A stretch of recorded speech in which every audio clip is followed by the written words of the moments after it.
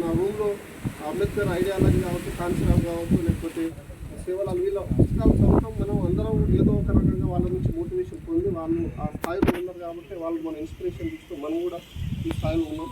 మన అందరి ఐడియాలజీ కూడా దాదాపు సేమ్.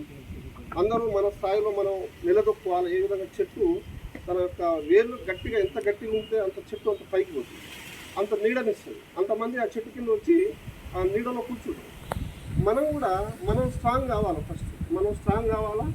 మన ద్వారా ఇంకొంతమందికి సాధ్యమైనంత వరకు మన పరిధిలో మనం ఏదో గొప్పగా చేయాల్సిన అవసరం లేదు.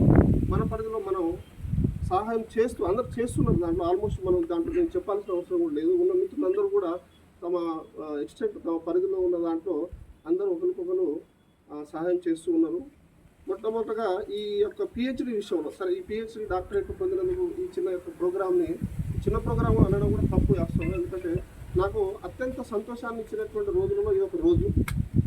అత్యంత బాధపడ్డ రోజులో ఇప్పటికీ నేను బాధపడుతూ ఉంటాను. మా నాన్నగారు లేకపోవడం అనేది అది జీవితంలో నేను మిస్ అయిపోయిన పెద్ద ఇదనమాట. ఉంటే ఇంకా మంచిగా ఉండేది, కానీ అదృష్టం లేదు.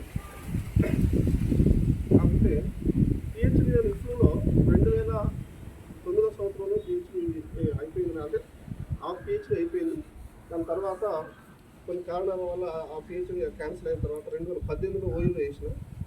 ఇక అంటే నేను ఉద్యోగం కంటే కూడా నేను ఎక్కువ స్ట్రగుల్ తీసుకున్నది ఏంటంటే పిహెచ్డి విషయంలో. అందుకే నాకు పిహెచ్డి నాకు ఎప్పుడైతే అవార్డు అయిందో నేను చాలా హ్యాపీగా ఫీల్ అయ్యాను. అంటే నేను 2 ఉద్యోగాలు కొట్టినప్పుడు అంత హ్యాపీగా ఫీల్ కాలేదు జనరల్. ఎందుకంటే సరే మనం రాసినాం, కష్టపడ్డా, అది వస్తున్నా రాదా అనేది వదిలేసినాం, వచ్చేసింది.